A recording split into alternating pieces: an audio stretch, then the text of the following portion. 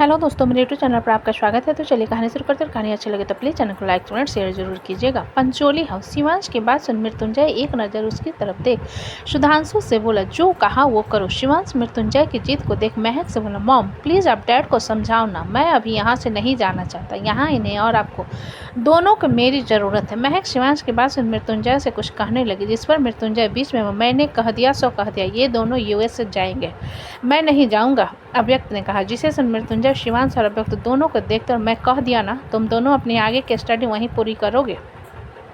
अव्यक्त मृत्युंजय की बात सुन रोते हुए महक के पैरों से लिपटते हुए, मॉम मैं नहीं जाऊंगा आपको छोड़कर। शिवांश पे महक के आगे जिद करते हुए, यश मॉम मैं भी नहीं जाऊंगा आप दोनों को छोड़कर। महक उन दोनों को रोता हुआ देख नम आंखों से मृत्युंजय की तरफ देखते हुए, आप ये कौन सी नई जिद पाल रहे हो?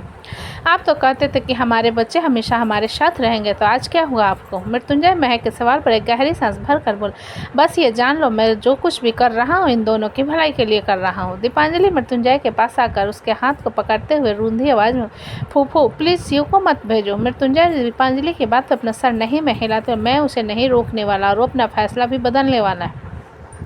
इन दोनों की सेफ्टी के लिए बेहतर है कि ये दोनों मुझसे दूर रहे। शिवांश मृत्युंजय की बात सुन नम आंखों से उसे देखते हुए, बट डैड मैं आपकी ताकत बनना चाहता हूँ, ना कि कमजोरी। मृत्युंजय शिवांश की बात पर बिना किसी भाव को उसे देखते हुए, ओह रियली, तो अभी कर रहे हो वो क्या है? तुमने देखा अभी तुम्हारे ऋतिक अंकल कितने कमज़ोर थे अपने बेबी के कारण, और तुम दोनों की मौजूदगी मुझे कमज़ोर कर रही है। महक मृत्युंजय की बात सुन उसके हाथ को पकड़ते हुए, आप ये क्या कह रहे हैं? वही जो तुम सुन रही हो। मृत्युंजय ने अपना हाथ पीछे लेते हुए कहा, फिर सोफे से उठकर वहाँ से जाते हुए, 2 दिन के अंदर ये दोनों यहाँ से यूएस के लिए निकल रहे हैं, तैयारी कर लो। ये कहकर मृत्युंजय सीढ़ियों से होते हुए कमरे की तरफ चला गया और सब बस उसे जाता हुआ देखते रह गए। अव्यक्त जाते हुए मृत्युंजय को देख महक से रोते हुए बोला, मॉम प्लीज़ डैड को समझाओ ना, मुझे नहीं जाना बोर्डिंग स्कूल, मैं नहीं जाना चाहता आप लोगों से दूर, प्लीज़ डैड को समझाओ ना। महक नम आंखों से अव्यक्त को देखते हुए उसके आंसू को साफ करते हुए बोले, तुम कहीं नहीं जाओगे, कोई कहीं नहीं जाएगा, इसलिए रोना बंद करो। अव्यक्त महक की बात सुन आंखों में आंसू ले उसे देखते हुए बोला, सच में आप डैड को मना करोगे ना? जिसके जवाब में महक ने अपना सर हिला दिया। जिसे देख शिवांश बिना किसी से कुछ कहे मृत्युंजय के कमरे की तरफ भागा, और जब वो वहाँ पहुँचा तो देखा मृत्युंजय चुपचाप बालकनी में खड़ा हुआ था। जिसे देख शिवांश धीमे कदमों से अंदर आते हुए बोला, डैड शिव तुमने मुझसे एक वादा किया था ना, क्या तुम्हें वो वादा याद है? मृत्युंजय के बिना शिवांश की तरफ देखे कहा। जिसने सुन शिवांश से सकते हुए बोला, हम मुझे याद है। जिस पर मृत्युंजय पलट कर उसकी तरफ देखते हुए बोला, तो बताओ तुमने क्या सोचा है? मैं आपकी सारी बात मानूंगा डैड, लेकिन प्लीज़ मुझे खुद से दूर मत कीजिए, शिवांश ने रोते हुए कहा। जिसे देख मृत्युंजय उसके पास आते हुए बोला, शिव मुझे तुम पर नाज है कि तुम मेरे बेटे हो, और मैंने जो तुम्हें करने के लिए कहा तुमने वो बहुत अच्छे से किया, लेकिन अभी मैं जो फैसला ले रहा हूँ तुम्हारे और अभी की भलाई के लिए है। ये कहते हुए मृत्युंजय शिवांश के सिर को सहलाने लगा। जिस पर शिवांश आंखों में आंसू लिए मृत्युंजय को देखते हुए बोला, लेकिन मैं आपके साथ, जिसकी बात को बीच में काट मृत्युंजय उसके कंधे को पकड़कर, मेरे साथ रहकर तुम कुछ नहीं कर पाओगे। मैंने तुम्हारे दादा दादी से वादा किया है कि मैं तुम्हें इस काबिल बनाऊंगा जिसमें तुम रॉय कपूर के एम्पायर को संभाल सको, जिसके लिए तुम्हारा यहाँ से जाना जरूरी है। जिसे सुन शिवांश उसे देखने लगा। जिस पर मृत्युंजय उसे कसकर गले लगाते हुए, शिव मेरी कंडीशन समझो की कोशिश करो, अभी मैं उस हालत में नहीं हूँ कि मैं तुमसे और कुछ कह सकूँ, प्लीज़। मृत्युंजय की बात सुन शिवांश उसके पीठ को थपथपाते हुए, dad I will always obey you, मैं जाऊंगा। जिसे सुन मृत्युंजय शिवांश से अलग उसके गाल पर किस करते हुए, माई स्मार्ट चाइल्ड, अभी का अच्छे से ख्याल रखना, अभी वो छोटा है। शिवांश मृत्युंजय की बात सुन उसे देखते हुए, वो नहीं मानेगा, मॉम को इमोशनल ब्लैकमेल कर रहा है। मृत्युंजय शिवांश की बात पर उसके नाक को खींचते, तुम किसी इमोशनल फूल से शादी मत करना, और मैं अपनी वाइफ को अपने इमोशनल ड्रामे में फंसा लूँगा। शिवांश मृत्युंजय की बात पर उसके आगे अपना हाथ करते हुए, मैं जाऊंगा, अभी का ख्याल भी रखूंगा, but promise me one thing I what, Mrityunjay ने पूछा। जिस पर शिवांश उसे अपने हाथ की तरफ इशारा करते, first promise then I will tell you. जिसे सुन मृत्युंजय अपनी आंखें रोल करते हुए उसके हाथ पर हाथ रखकर बोला, प्रॉमिस अब कहो क्या चाहिए। जिसके जवाब में शिवांश मृत्युंजय के बड़े से हाथ को अपने दोनों हाथों से पकड़ते हुए, जब मैं वहाँ से वापस आऊँ तब मुझे सारंग बिल्ला देखना है, वहीं जहाँ मैं पूरे 5 साल बिताए हैं, और वही लोग जो आपकी इज्जत करते हैं, उस घर का वही मॉल जहाँ सिर्फ खुशियाँ थी, सुबह की आरती जो मॉम किया करती थी, और आपका वो चार्मिंग सा चेहरा जिसे देखकर मैं हर रोज़ गुड मॉर्निंग कहता था। अगर आप मुझे ये वादा करो कि आप मेरी डिमांड पूरी करोगे तो मैं जाऊँगा यूएसए। ये कहते हुए शिवांश उसकी आंखों से आंसू का एक कतरा बह गया, जिसे देख मृत्युंजय उसे कसकर गले लगाते हुए बोला, आई प्रॉमिस यू, मैं पूरी कोशिश करूँगा। थैंक्स डैड, शिवांश ने धीरे से कहा। दरवाजे पर खड़ा सुधांशु दोनों को देखते हुए खुद से, ये आदमी हर किसी को इतना पसंद क्यों है? ये कहते हुए सुधांशु हल्का सा मुस्कुरा दिया और अंदर आते हुए ताली बजाते हुए क्लैप क्लैप, क्या सीन है, जिसकी आवाज़ सुन मृत्युंजय शिवांश से अलग हुआ और ठीक से खड़ा होते हुए शिवांश बोले, नीचे जाओ, मुझे तुम्हारे मामू से कुछ बात करनी है। शिवांश मृत्युंजय की बात सुन अपना सर हिलाते हुए, आप डिनर के लिए जाओ। इतना कहकर शिवांश वहाँ से चला गया, जिसे जाता हुआ देखने के बाद सुधांशु मृत्युंजय से बोला, क्या बात है? व्हाट? मृत्युंजय ने आईब्रो चढ़ाते हुए, जिस पर सुधांशु भी आंखें चढ़ाकर बोला, वही तो पूछ रहा हूँ, क्या बात है? Are you worthy enough for me to share my thoughts with you? Mrityunjay ने पूछा, जिसे सुधांशु से बगल में आकर खड़ा होते हुए, अगर आपको लगे तो। सुधांशु की बात पर मृत्युंजय ने लोअर में अपना हाथ डालकर टटोला, जिसमें कुछ नहीं। जिसे देख सुधांशु बोला, तबीयत खराब है। मृत्युंजय अपने हाथ को देखने के बाद ख्याल झटकते हुए सुधांशु से बोला, फाइन, इस वक्त मुझे अगर किसी चीज़ की सबसे ज़्यादा ज़रूरत है तो वो है रिलीफ की। मृत्युंजय की टूटी फूटी बात को सुन सुधांशु इरिटेट होते हुए बोले, जीजू, मैं इरिटेट नहीं होना चाहता, बट आप मुझे कर रहे हो। जिस पर मृत्युंजय थोड़ा सा चिढ़ गया। जब दीप अंदर आते हुए बोला, what are the things going on? Deep की बात सुन मृत्युंजय अपना हाथ उसकी तरफ बढ़ाते हुए, सिगरेट है। जिसे सुन सुधांशु मृत्युंजय के हाथ को नीचे करते हुए दीप को आंखें दिखाकर बोला, जाकर भाभी के कंप्लेन कर दूंगा अगर आपने एक बीमार इंसान को सिगरेट दिया तो। सुधांशु की धमकी सुन दीप मृत्युंजय की तरफ देखने लगा, जिस पर मृत्युंजय दांत पीसते हुए सुधांशु की तरफ इशारा करके बोला, इस फील्ड में आने के बाद भी ये आदमी बिगड़ा क्यों नहीं? क्या इसे किसी चीज़ की स्ट्रेस नहीं है? सुधांशु मृत्युंजय की बात पर, अगर स्ट्रेस है तो शांति में रखकर गहरी सांस भरो, सारा स्ट्रेस चला जाएगा। सिगरेट पीकर जी जलाने का क्या मतलब हुआ? सुधांशु की बात को इग्नोर कर मृत्युंजय दीप से बोला, दो। जिसे सुन दीप उसकी तरफ सिगरेट का पैकेट बढ़ाते हुए बोला, मेरे पास ये है, चलेगा? दौड़ेगा? मृत्युंजय उसके हाथ से फिर लाइटर के लिए हाथ बढ़ा दिया तो दीप ने लाइटर भी उसके हाथ में रख दिया, जिसे लेकर मृत्युंजय स्मोकिंग करने लगा। जिसे देखकर सुधांशु वहाँ से जाते हुए, मैं नहीं रहूँगा आप लोगों के साथ, आप लोग अच्छे नहीं हो। ये सुनकर मृत्युंजय सुधांशु को एक हाथ पकड़कर अपने सामने खींचकर बोला, बीवी की तरह नाराज होना बंद करो, मैंने कहा ना मुझे तुमसे बात करनी है। सुधांशु मृत्युंजय की बात पर सिगरेट की तरफ इशारा करते हुए बोला, इसे फेंको। जिसकी बात को इग्नोर कर मृत्युंजय सिगरेट पीते हुए दीप से बोला, दीप, कुछ साल पहले तुम एमडी फार्मेसी में शेयर होल्डर थे, लेकिन तुमने अपने शेयर्स बेच दिए, क्यों? मृत्युंजय के सवाल पर दीप कुछ पल सोच कर बोला, ये कुछ सालों पहले की बात नहीं है, ये करीब 89 साल पहले की बात है। कंपनी लॉस में चल रही थी और लग नहीं रहा था कि शेयर अच्छे दाम में जाएगा, इसलिए मैंने बेच दिया था। तो कुछ गलत किया क्या? अभी जिस तरह से उस कंपनी के शेयर्स के दाम बढ़ रहे हैं, तुम्हें कभी लगा कि तुमने गलती कर दी शेयर्स बेचकर? मृत्युंजय ने पूछा, जिसके जवाब में दीप मुस्कुराते हुए, बिल्कुल नहीं, क्योंकि उस कंपनी के दाम फिर गिरने वाले हैं। जिसके कॉन्फिडेंस को देखते हुए मृत्युंजय अपना सर हिलाकर, उस कंपनी के लीगल फाउंडर्स का तुम नाम निकाल सकते हो? सुधांशु मृत्युंजय की नज़र को खुद पर महसूस करके बोला, मुझसे कह रहे हो क्या? मृत्युंजय सुधांशु की बात पर आंखें चढ़ाते, तुम्हें देख रहा हूँ ना, तो तुमसे ही कहूँगा। जिसे सुन सुधांशु मुंह बनाता, ठीक है, वैसे मुझे आपसे कुछ पूछना भी था, कहो। मृत्युंजय ने धुआं छोड़ते हुए कहा, जिस पर सुधांशु सीरियस होकर बोला, मुझे आपकी बुआ बिल्कुल अच्छी नहीं लगती। दामिनी के जिक्र पर मृत्युंजय एकदम से उसकी तरफ देखते हुए बोला, अब उनका जिक्र कहाँ से आ गया?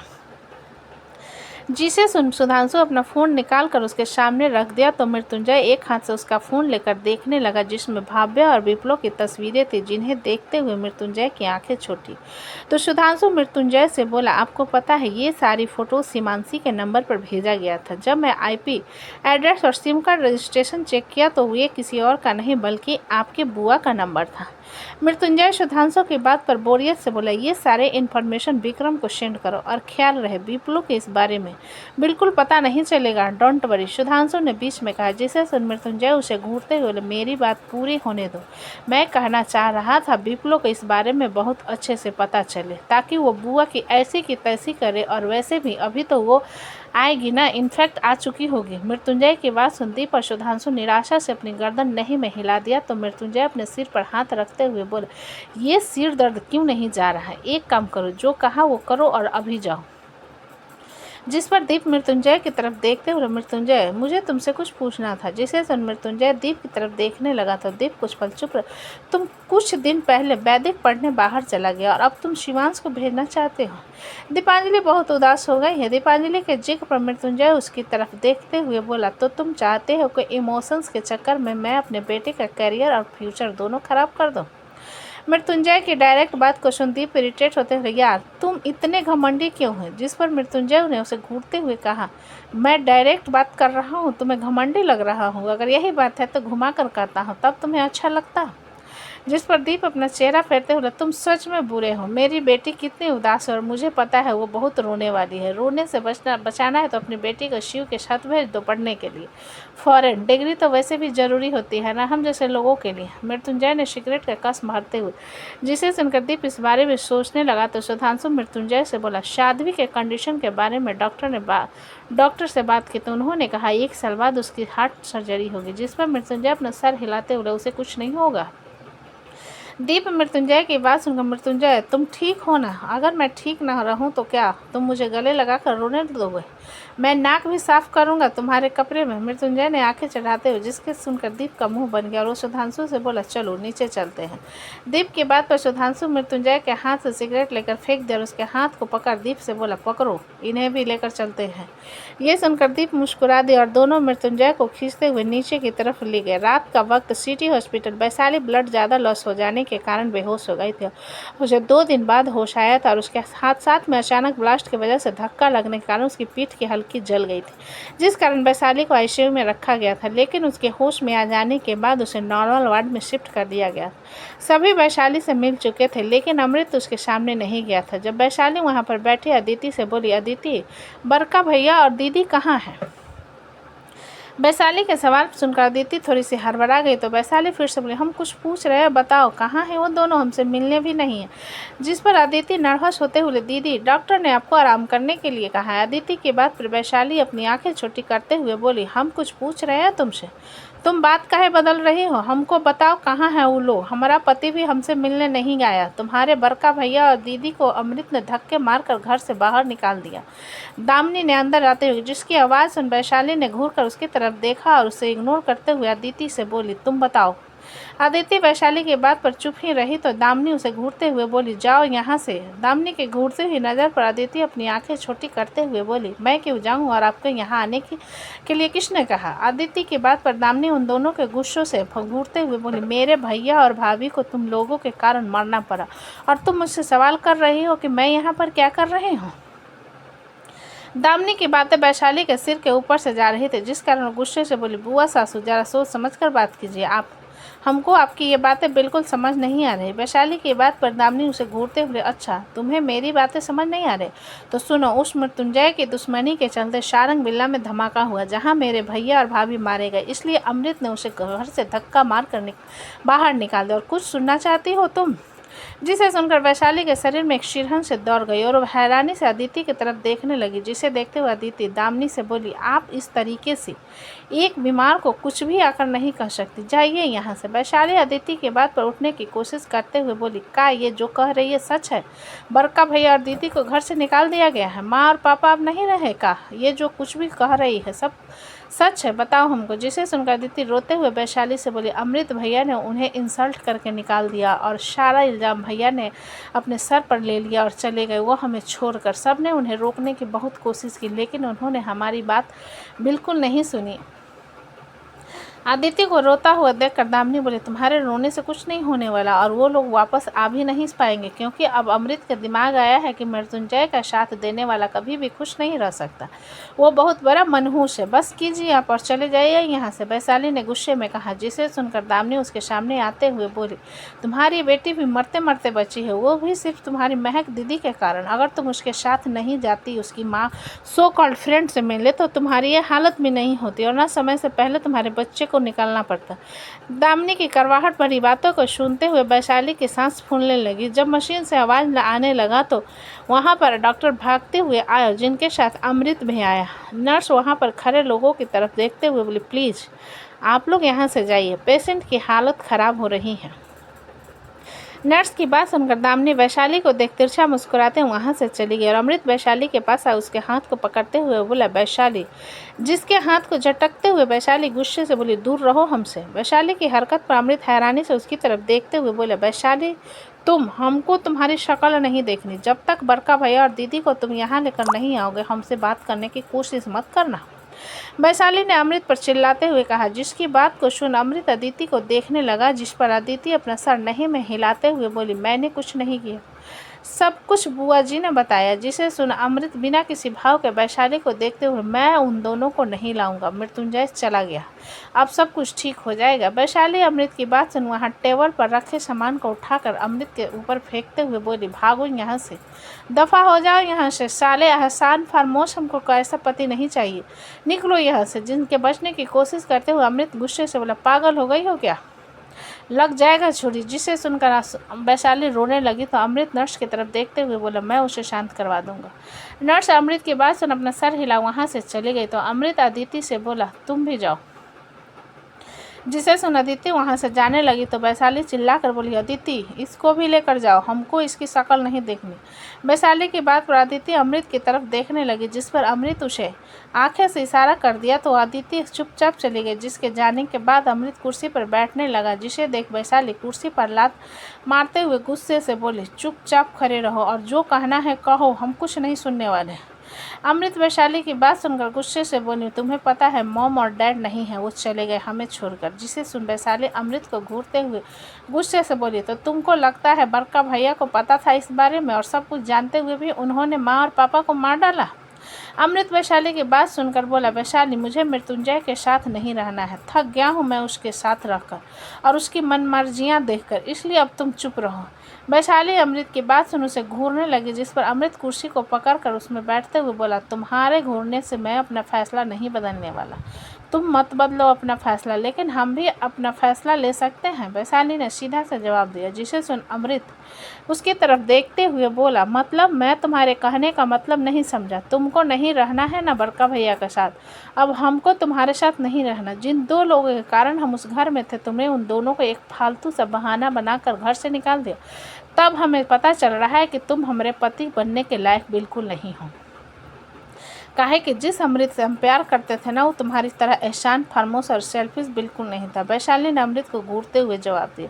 तो दोस्तों कहानी कैसी लगी मुझे कमेंट में लिखें, अच्छी लगे तो प्लीज़ चैनल को लाइक करें, सब्सक्राइब करें और ज़्यादा से ज़्यादा शेयर करें। कहानी को पूरा सुनने के लिए धन्यवाद।